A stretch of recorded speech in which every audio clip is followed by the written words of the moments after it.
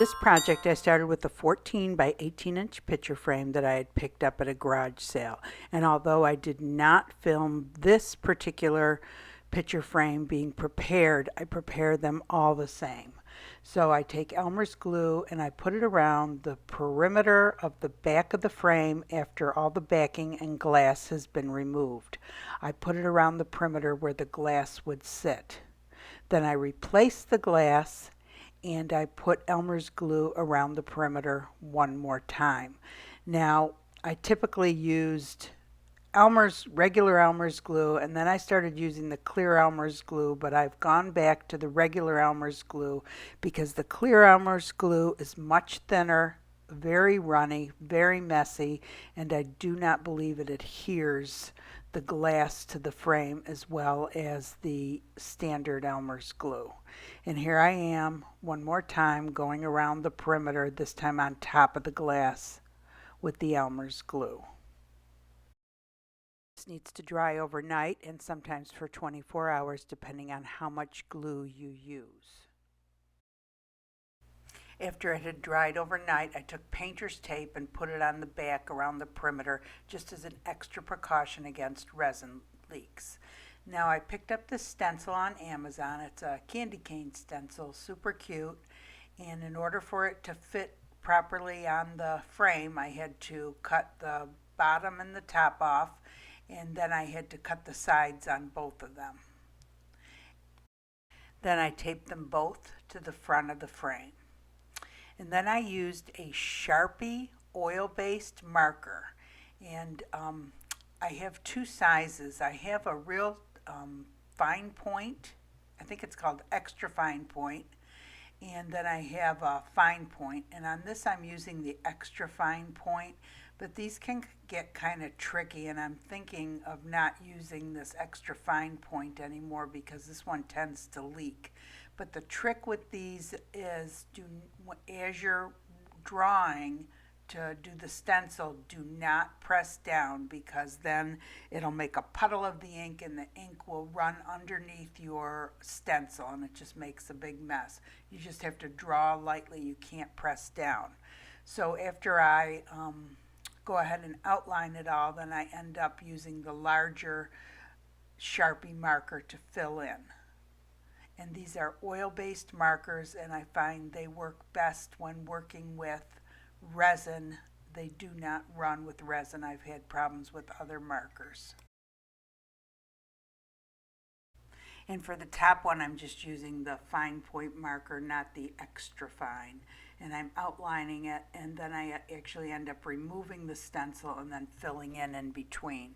Now, if you're a good stenciler, there's absolutely no reason why you can't use acrylic paint.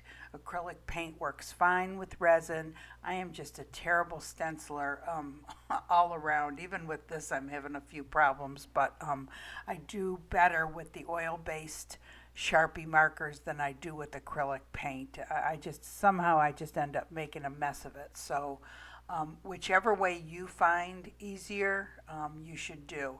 And then with these oil-based markers, if some does run and you catch it right away, you can wipe it up with like a Q-tip and alcohol.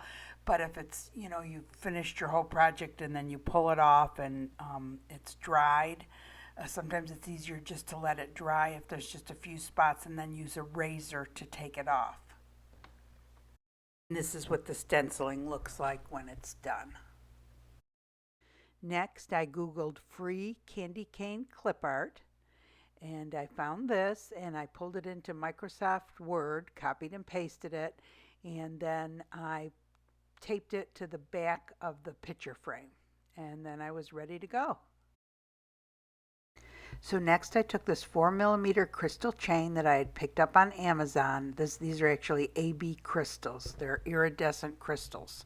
And then I took the clear Elmer's glue and I went around the perimeter of both of the candy canes, one at a time.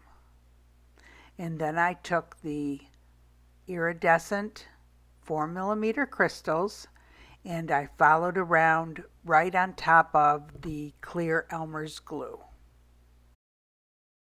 Now the chains will need to be cut in certain areas, and I have a heavy duty scissors that I had picked up on Amazon. It's the black handled scissors. I think I show it in this video. And I think this metal, it's not really hard to cut at all, but I think it would ruin a regular pair of scissors if you were to use a regular pair of scissors. Next, I took these 2mm crystals. These I also picked up on Amazon. And what I did was I took Elmer's glue and I put it on the lines that make up the stripes of the candy cane, and I just followed along and covered them all. And then I took the 2mm crystals chain, and I had pre-cut them all, like 9 crystals each, and then set them on top of the Elmer's glue. And I'm going to let this sit for about a half an hour to an hour, just so that it's held down fairly well before I start putting my beads in, and that way they don't move around a whole lot. I think it would be too much work. So this is what it looks like when it's done. Looks real cute just like that. And next I'm ready to put the beads in after it's dried for about a half an hour. And I'm really not sure the best way to put these beads in, but I tried a few different ways, and they seem to be like popping back out of the little areas that I was putting them in. So it did take me a while to straighten it all out. And for the next round of beads that I put in, what I did was I got some of the clear Elmer's glue and I put it in each of the openings, and that way when the beads went in, they stuck to the glue and they didn't pop back out. And here I am just using a little piece of painter's tape rolled up on my finger, picking up the beads off of the glass. Those beads are so tiny, they're kind of a pain. I was originally going to use glass. I have the red glass, and then I also have some silver reflective glass, but I thought the red and white beads would be the prettiest because the silver reflective glass really didn't look white. Anyway, so here I am putting the Elmer's glue down before I put my next round of beads down, hoping to prevent them from bouncing all over the place. And I'm actually putting a little Elmer's glue on top of the red existing beads so that they don't get knocked out of place. And the main thing with this is, if you're going to be using some Elmer's glue, you need to make sure it's totally dry before you pour any resin over it. And honestly, if you were to put clear Elmer's glue over all of the candy cane, you could even just have this just like this without any resin or Mod Podge or anything. If the candy cane would hold together, you could just have it like that. You don't even have to pour resin over it. But for this project, I am going to be pouring some resin over it. So here I am just finishing up filling in the red beads. And I'm using a toothpick to kind of move stuff around. I find that's easier. The beads are kind of sticking to my fingers now, especially with the glue being on it. And these beads I got from Hobby Lobby, and the red ones, I thought they were both the same size, but they're two different sizes. They're seed beads, and the red ones are 8/0 glass seed beads. It says dark red, and then the white ones are 12/0 glass seed beads, white, Ceylon, Ceylon, I don't know. Anyway, those are the two colors I ended up using. And here I am putting all the white ones in, and I was afraid to pour them right out of the container, thinking they were all going to spill all over the place, so I poured it into this little bowl first, which seemed to work okay. And it certainly was a process. But anyway, like I said, when you do the clear Elmer's glue with it, you really have to let it dry overnight to make sure the Elmer's glue is totally dry before you pour resin or anything else on it.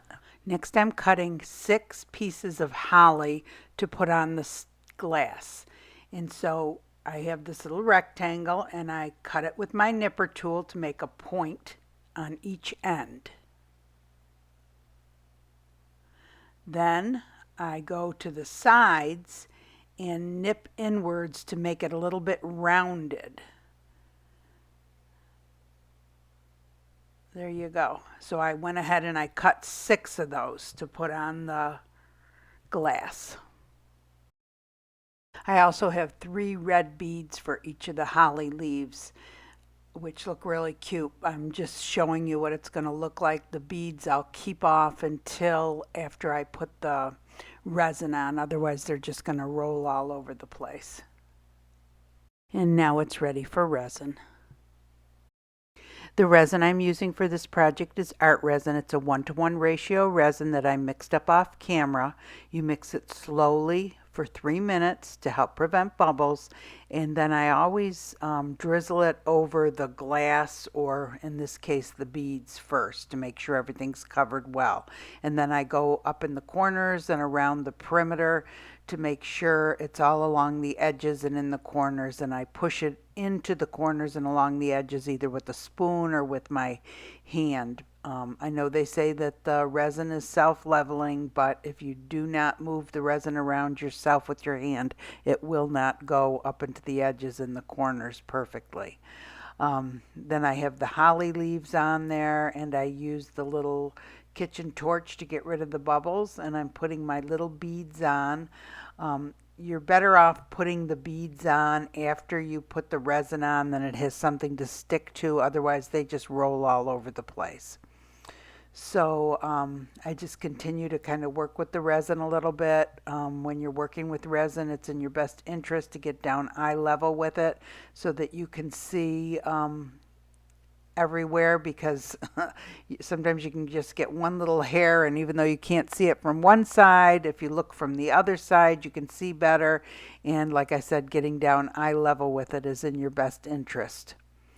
So this has to sit for 12 hours overnight. You can usually touch it after 12 hours. It takes a full 72 hours to cure at temperatures between 72 and 85 degrees Fahrenheit. It's in your best interest to cover with a dust cover. All resins are different, so you need to read the directions for your resin. Hey everyone, candy canes are done. I hope you guys liked the video. So I used seed beads with this instead of the glass, the crushed glass. And seed beads, these particular ones I got up at Hobby Lobby, but you can really get them anywhere at most craft stores. And these are actually glass seed beads. And this could be done with glass also. You could do it with that Ashland decorative filler. You could use the red glass or dye the glass red. And you could use the silver reflective glass for the white, I suppose. That would look pretty too, but I really like the seed beads. And I just want to show you how many I ended up using, hardly any. So they come in containers like this, and you can see I haven't even gone past that. That's how little I used for this project. So I mean, you can make multiple projects with these seed beads, so you use very little. And the same with the red. You know, I didn't even go past the label. I used, gosh, maybe 1/8 of it at the most. So you could make many, many projects with it. So anyway, I thought this was really cute for around the holidays. And if you guys enjoyed the video, give it a thumbs up. If you want to be notified of future videos, go ahead and subscribe, and I guess you hit the bell. And I hope you all have a great day. Thanks for watching.